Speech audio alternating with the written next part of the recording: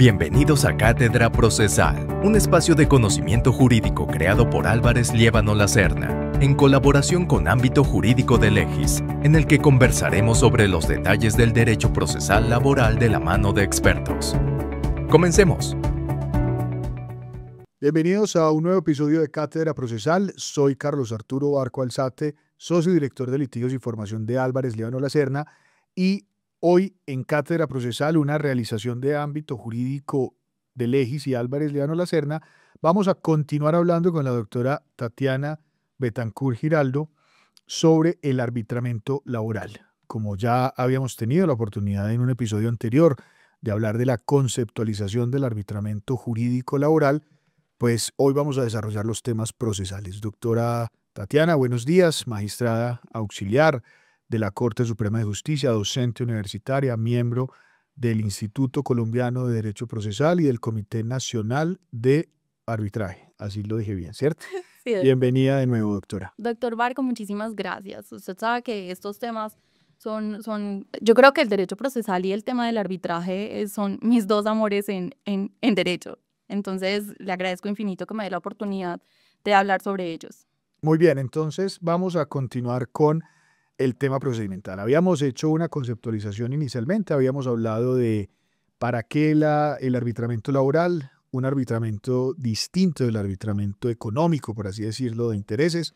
Habíamos dicho que está regulado en el nuevo Código Procesal del Trabajo y de la Seguridad Social a partir del artículo 302 y siguientes de este nuevo código. Habíamos hablado que esto no es para todos los trabajadores, que son conflictos que suelen ser especializados, complejos, de alto nivel normalmente. Habíamos hablado en el episodio anterior de la diferencia entre la cláusula compromisoria y compromiso, así que los que no hayan escuchado nuestro episodio anterior los invitamos a ponerse al día. Y hoy hablemos entonces de cómo se ejecuta, cómo se tramita ese arbitramiento jurídico laboral. Bueno, doctor, para entrar como a los bemoles del procedimiento, quisiera resaltar que cuando las partes se ponen de acuerdo en acudir al arbitraje, se ponen de acuerdo primero en la figura, en eso, en que vamos a solventar la controversia a través de arbitraje.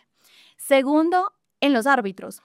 Y tercero, se pueden poner de acuerdo en ciertas reglas procedimentales que no vulneren ningún derecho de orden público, laboral y de seguridad social. Esos son los tres aspectos como generales en los que nos podemos poner de acuerdo mi empleador y yo como trabajadora para efectos de llevar arbitraje. Entonces, lo que hay que tener en cuenta en arbitraje es que la lógica cambia un poco, porque pues nosotros estamos acostumbrados a, bueno, vamos a hacer un proceso, vamos a hacer una demanda, nos vamos a mirar el Código de Procedimiento de Trabajo y de Seguridad Social, el código que regule las formas institucionales pertinentes. Pero en el arbitraje la lógica es, nosotros nos ponemos de acuerdo quién nos va a juzgar y cómo nos va a juzgar. Entonces, lo primero que hay que tener en cuenta en el arbitraje es que tenemos que irnos a ese compromiso de qué fue lo que pactamos. Un árbitro, dos árbitros no se podrían porque tendría que estar el tema de la definición, tres árbitros. Hay cosas que tienen que verificarse dentro del compromiso. La legislación que contempla, la legislación, ustedes lo verán, la redacción es como por defecto. En lo que no se pongan de acuerdo las partes es donde me voy a ir a mirar el Código de Procedimiento de Trabajo y de Seguridad Social. Luego entonces lo que está regulado allí pues son unas reglas generales, pero tenemos que pensar en que la lógica del arbitraje es distinta. Habrá que mirar primero el compromiso. ¿Qué nos dice la legislación al respecto? Primero hay que examinar en la ley sobre qué asuntos, porque en materia laboral y de seguridad social esto es muy importante, sobre qué asuntos podremos pactar el arbitraje. ¿Y por qué digo que es muy importante? La ley hoy en día nos dice que es todos aquellos conflictos que se susciten de relaciones laborales y de seguridad social. Nos lo determina de manera amplia. Luego entonces uno pensaría, no hay limitaciones para el arbitraje. En el arbitraje comercial, en el arbitraje civil, sí hay unas limitaciones. Por ejemplo, lo que no sea transigible, lo que no sea conciliable.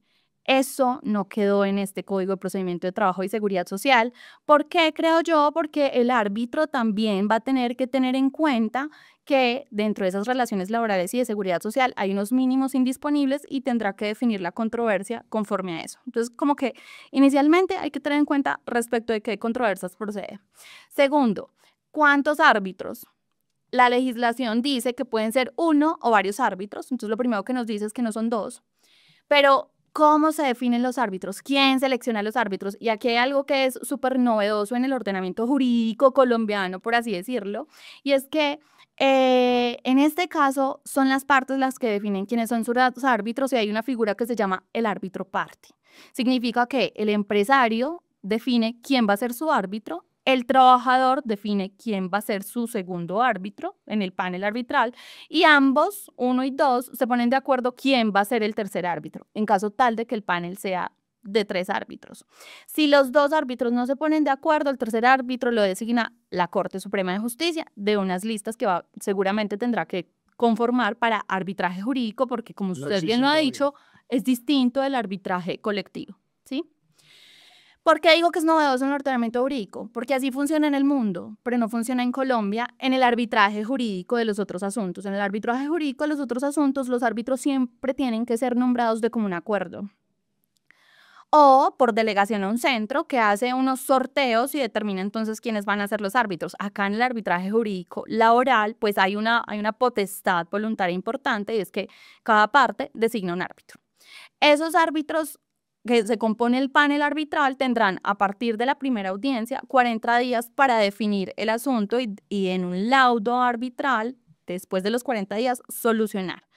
Esos 40 días se pueden prorrogar por una sola vez y dentro de ese término tienen que incluirse las adiciones o correcciones del laudo arbitral. En términos generales, podríamos decir que ese es el diseño de un arbitraje.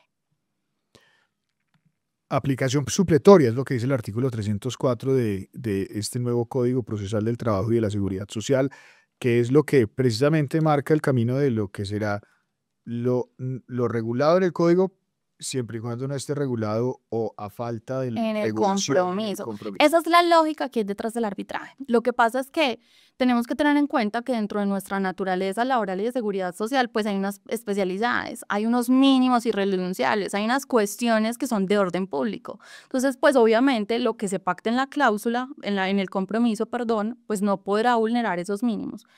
En defecto, siempre será la ley. Esa es como la lógica detrás del arbitraje porque se privilegia la voluntad y no nos vamos en contra de los principios laborales, pues de derecho sustantivo laboral, porque el privilegio de la voluntad lo da es la Constitución Política, el artículo 116 de la Constitución Política. El privilegio, la prevalencia de la voluntad de acudir a arbitraje es constitucional.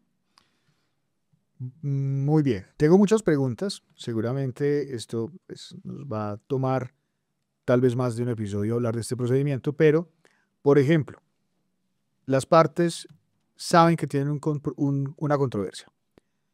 Aceptan el compromiso de irse a un tribunal arbitral jurídico. ¿Dónde presentan eso? ¿A dónde van? ¿Qué hacen? ¿Cómo Los árbitros gestionan el trámite. Entonces, por eso es que, es decir, detrás del concepto de arbitraje es derogar la jurisdicción estatal. No hay ciertas figuras de complementariedad en la jurisdicción cuando hay conflictos, cuando hay impedimentos, cuando hay recusaciones, la anulación. Sí. Pero, de hecho, otra de las características del arbitraje es que ese acudir a la jurisdicción es residual y es excepcional. Entonces, ¿quién gestiona el procedimiento? Los árbitros. ¿A quién se lo presenta? Al panel arbitral. ¿Qué tienen que hacer primero las partes? Definir quiénes van a ser sus árbitros. ¿Cómo funciona el arbitraje jurídico que no es laboral? ¿Quién lo gestiona? Un centro de arbitraje. Exacto, es que a eso iba. Aquí no vamos a tener un centro de arbitraje, no vamos a tener una autoridad, no van a ir a la Corte Suprema de Justicia a decir, vea, este es mi árbitro. Entonces, lo hacen los árbitros. Entre Exacto. Ellos, se constituyen entre ellos, se ponen de acuerdo entre ellos. Porque se pone cada persona, sí. cada parte dentro del litigio designa un árbitro. Sobre la base esos dos árbitros se ponen de acuerdo y nombran un tercero. Y ahí arranca. Esos 3 árbitros ¿Hay un secretario el trámite. ¿Hay un secretario? ¿Eso está a disposición? No lo contempla la ley del secretario arbitral, que sí está dentro del arbitraje jurídico de las otras. Pero entonces eso se supone que podría ser regulación del mismo compromiso. Sí, yo, y pues esto lo digo pues a modo personal, no comprometo ningún criterio jurídico de la Corte. yo, dentro de lo que he estudiado de arbitraje y dentro de esa lógica que les estoy diciendo y esa cultura a la que debemos pues como entrar para poder poner en utilidad esto, digo que eso podría estar dentro del compromiso. El tema de un secretario, quién sería el secretario, eso podría estar dentro del compromiso, además porque no vulnera ninguna norma de orden público procedimental.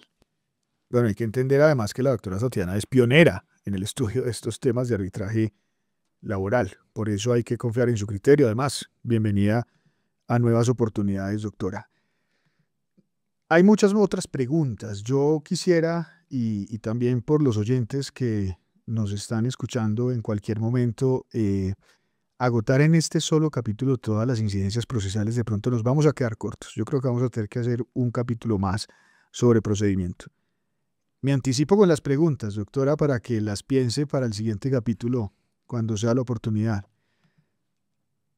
¿Se podría discutir un contrato de realidad a través de un arbitraje jurídico? ¿Qué va a pasar con una justicia terapéutica en un tribunal arbitral jurídico? ¿Les van a aplicar también a los árbitros esas figuras de la justicia terapéutica restaurativa de las que habla el Código Procesal del Trabajo? ¿O eso también va a ser supletorio? Ese tipo de preguntas las vamos a dejar para un episodio siguiente. Algo para cerrar este episodio, algo puntual de procedimiento antes de adentrarnos más adelante en otro capítulo con otros temas más densos. Pues doctor, es difícil no comentar su pregunta. Yo sé que va a ser desarrollo después, pero el artículo 116 de la Constitución Política permite que se asimile el árbitro a un juez. Y con eso creo que adelanto la respuesta y es, si el árbitro se asimila a un juez, tiene por ende los poderes y las responsabilidades de un juez.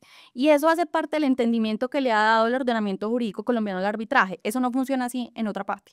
Pero creo que esas figuras que usted dice, tendremos que traspolarlas al arbitraje. Pero eso va a suponer que esas sean potestades o sean deberes.